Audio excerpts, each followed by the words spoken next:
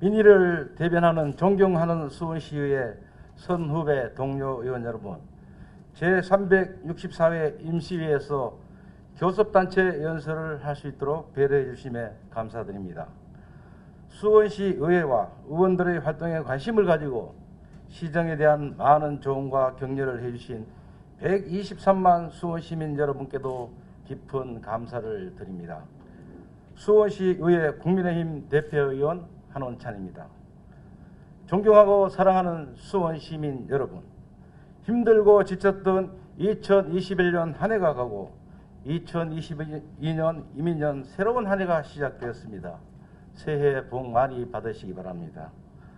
2022년 올 한 해도 코로나19 팬데믹으로 인해 시민 여러분들의 삶이 말로 표현할 수 없는 고통으로 나날이 살아가고 있다는 것은 참으로 안타까운 현실입니다.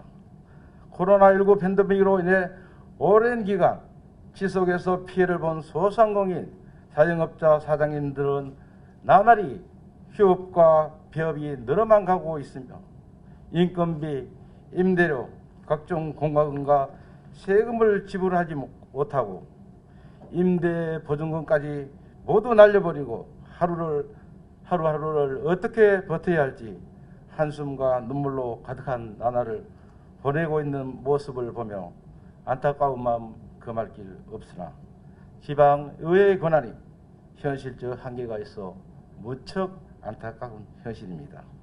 시민 여러분들께서는 예전의 소소한 행복도 잊어버리고 살아가고 있습니다. 정말 송구한 마음입니다. 이렇게 어렵고 힘든 상황인데도 불구하고 이 길을 극복해 갈 수 있도록 적극 협조해 주시고 도와주신 수원시민 여러분들의 위대한 시민의식에 고개 숙여 다시 한번 감사의 말씀을 드립니다. 또한 코로나 팬데믹으로 인해 현장에서 고군분투하며 맡은 바 업무를 충실히 다하며 몸과 마음이 지쳐있을 어르신과 3천여 공직자 여러분들께도 깊은 감사의 말씀을 드립니다. 존경하는 수원시민 여러분, 2022년 새해 시작으로 희망과 용기를 얻고 지금의 위기를 잘 이겨내서 시민 여러분들의 일상생활로 돌아갈 수 있도록 의회에서도 최선의 노력을 다하겠습니다. 존경하는 염태영 시장님, 수원시 민선 5기, 6기, 7기 연임을 하시면서 많은 일을 하느라 수고 많이 하셨습니다. 많은 일을 하면서 약속 불이행과 미흡한 부분에 대해 묻고자 합니다. 첫 번째, 군공항 이전에 관해 대해 묻고 싶습니다. 수원 군공항 이전 관련 2015년부터 2021년까지 7여 년 동안 178억여 원의 예산을 편성하여 2021년까지 약 129억 원을 집행했으며 2022년에도 약 19억 4천만 원의 예산을 편성까지 합치면 약 150억 원의 예산이 투입되는데 현재 진행 상황이 답보 상태입니다. 수원시는 국회의원 지역구가 5군데가 있습니다. 5군데 모두 다 더불어민주당 소속 국회의원이고 시장님 또한 더불어민주당 소속입니다. 시장님은 늘 이렇게 말씀하셨습니다. 같은 당이 힘을 합치면 수원 군공항 이전에 걸림돌이 없다고 하셨는데 현실은 오리무중입니다. 지금 국회의원, 시장이 같은데 힘을 합치지 않았습니까? 시장님, 군공항 이전은 언제 되는 건가요? 두 번째, 수원 등대시 추진과 지정, 수원시 공무원의 일탈 행위에 대해 묻고자 합니다. 등대시란 인구 100만이 넘어가는 대도시이지만 기초자치단체에 속해 있는 도시들에게 등대시라는 명칭과 그에 맞는 권한을 부여하는 것이며 광역시에 준하는 권한 재정권을 갖게 된다라고 되어 있습니다. 인구 100만 이상 대도시 등대시 추진을 위해 관련 연구 영역을 2013년 자치분권 모델 연구 영역, 2017년 대도시 조직체계 개선 연구 영역, 2020년 대도시 권한 발굴 연구 영역 등 세 차례 연구 용역을 실시하였으며 국회에서도 18대, 19대, 20대, 21대에 걸쳐 특별법 입법과 지방자치법 개정인 지방분권법 개정안 등 입법 발의를 했습니다. 우리 수원시에서도 10여 년 동안 특례시 확보를 위한 당위성과 공감대 형성을 위해 시장이, 시민, 수원시의회, 공직자 등 많은 분들이 수원시 특례시 지정에 대해 열정적인 관심과 참여와 활동을 함께 해왔으며 수원시 의회에서도 의원 한 분 한 분이 행정안전부 청사 앞에서 의원 1인 시위까지 했습니다. 그래서 특례시 명칭을 부여받아 2022년 1월 13일부터 수원 특례시 원년으로 시작하게 되었습니다. 특례시는 법률로서 광역시에 준하는 재정, 행정, 교육, 복지, 안전 등 주택 등 권한을 부여한다고 했습니다. 그런데 특례시 권한을 제대로 받지 못한 것이 많고 권한을 이해한 것조차 딱히 드러내놓을 것이 없는 명칭만 부여받은 특례시 현실이라고 판단합니다. 광역시에 준하는 특례시가 되면 수원시는 5개 구청으로 되어야 하고 독립자치구가 되어야 하며 재정, 행정, 복지, 안전, 주택 등 더 많은 권한이 이양되어야 합니다. 수원 시민들은 특례시에 대해 많은 관심과 특례시가 되면 우리 수원 시민들은 무엇이 어떻게 달라지며 많은 혜택이 주어지는지 기대감이 상당히 높습니다. 그러나 현실은 안타깝게 그지없는 특례시 현실이 되어가고 있습니다. 염태영 시장님은 2022년 4개국 열린 대화에서도 특례시 원년을 맞이했는데 특례시에 걸맞는 권한을 정정부에서 이양하지 않고 있다는 것이 많아 계속 요구를 해야 한다고 말씀하셨습니다. 존경하는 수원시의 조석한 의장님도 현재의 지방자치법은 광역과 기초, 이분법적 틀로만 나뉘어 있어 특례시가 설 자리가 없다면서 안고 없는 찐빵이라고 했습니다. 특례시로 지정된 후에 수원 시민이 누리는 혜택이 무엇인지 명확하게 설명해 주시기 바랍니다. 이와 같이 미완성의 특례시가 현재 진행되어 있어 명칭만 부여받는 특례시가 아닌 많은 권한을 이양받아 완성도 높은 특례시를 위해 할 일이 많이 남아 있습니다. 염태영 시장님, 신변보호 대상자의 가족이 살해당한 참국에 수원시 구청 공무원이 연루됐다는 의혹이 사실로 드러났습니다. 시장이 시정에는 관심이 없으니 공무원들까지 해외에서 정보를 유출시켜 사익을 추구하고 죽임을 당하는 사태에 무엇라 답변하시겠습니까?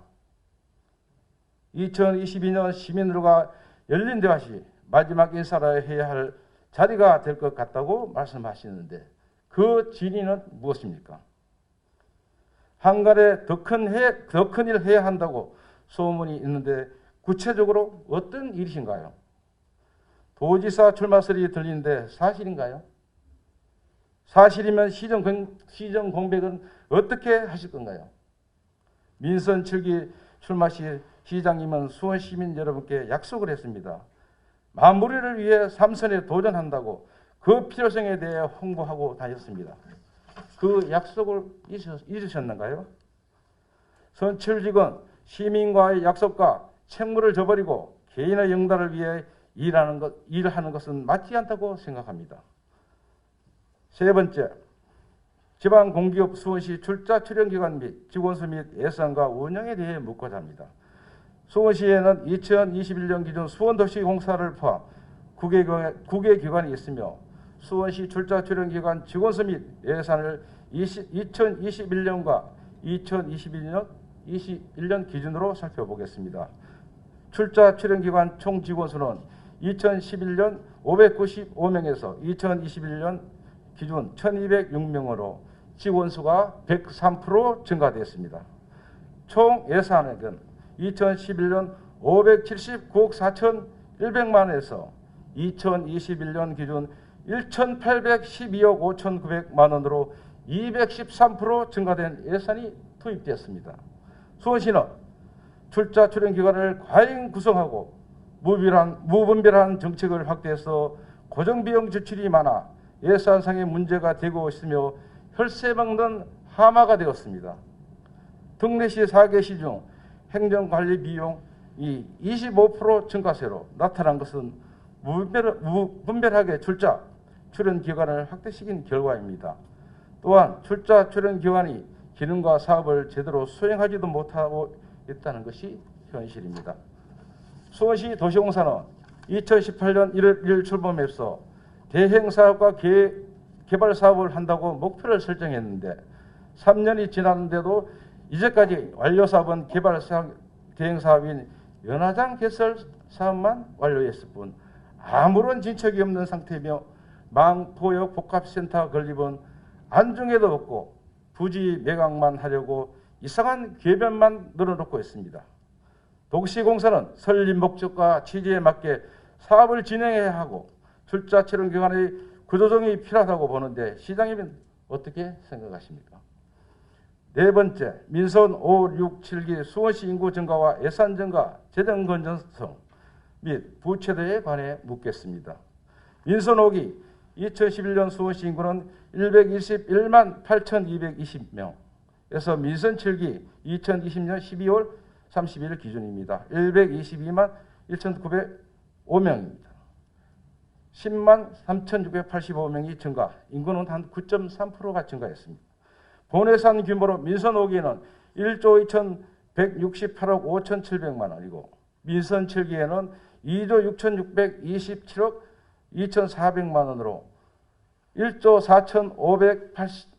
4,558억 6,700만 원이 증가했습니다. 119%가 증가했습니다. 민선 5기에서 7기까지 인구는 9.3%를 증가했고 본예산 기준으로 예산 증가는 119% 증가를 했습니다. 민선 6기에는 수원시 채무 제로화 정책으로 채권 발행 금액이 300억까지 내려갔으나 민선 7기 2021년도 1월 기준입니다. 원리금 합계가 3,954억으로 12배 이상 부채가 늘어났습니다. 민선 7기 마지막 수원시 부채가 급격하게 늘어난 이유가 무엇이며 어떻게 처리할 것인지 묻고 싶습니다. 자기 행정을 이끌어가는 수원시 민선 8기 이후에도 수원시 행정을 안정적으로 운영해 가려면 재정 건전성 확보가 우선시 되어야 한다고 보는데 염태영 시장의 생각은 어떠신가요? 다섯 번째, 산수와 오산, 수원, 화성 통합 관련에 대해 묻겠습니다. 2012년 2월 23일자 모 일간지에 이런 보도가 있습니다. 수원, 화성, 오산 3개시 통합이 급물살을 타고 있다. 염태영 수원시장, 최인석 화성시장, 곽상욱 오산시장 등 3개 지자체 시장은 수원, 화성, 오산 행정구역 개편과 관련 상생협력위원회를 출범하고 공동연구 영역을 추진하기로 하고 경기도의회 4층 소위에 있어서 3개시 통합을 위한 공동연구 영역 협약식 및 산수와 상생협력위원회를 출범을 가졌습니다. 산수와 상생협력위원회는 3개시 통합을 위한 연구의 공정성과 객관성, 중립성을 담보하고 연구 결과의 권역별 토론을 공정하게 운영 위해 설치하고자 각 시에 이를 합의 구성했습니다. 그 내용에 새 도시가 협력하면 예산 절감은 물론 주민복지에 이바지할 수 있다며 오산, 수원, 화성이 본격적으로 협력하면 주민들의 삶의 질을 높일 수 있다는 정책은 있다고 하고 정책은 무궁무진하다고 했습니다. 2018년 모 일간지의 보도 자료에는 오산, 수원, 화성, 산수와 첫 발이라는 기사에는 3개 시장 내일 만남, 매일 협약 체결, 군공항 이전 등 논의 대상은 배제한다고 했습니다. 군공항 이전 등 지자체 간 첨예한 이해관계가 걸려있는 사안은 논의 대상에서 배제돼 상생을 위한 알매기가 빠졌다는 말이 있습니다. 군공항 이전 논의 대상은 왜 배제되었는지 묻고 싶습니다. 시간이 지나면 진정한 산수화의 그림은 다른 쪽으로 퇴색되어 버리고 한낱 꿈을 꾸고 있는 실정인 것 같습니다.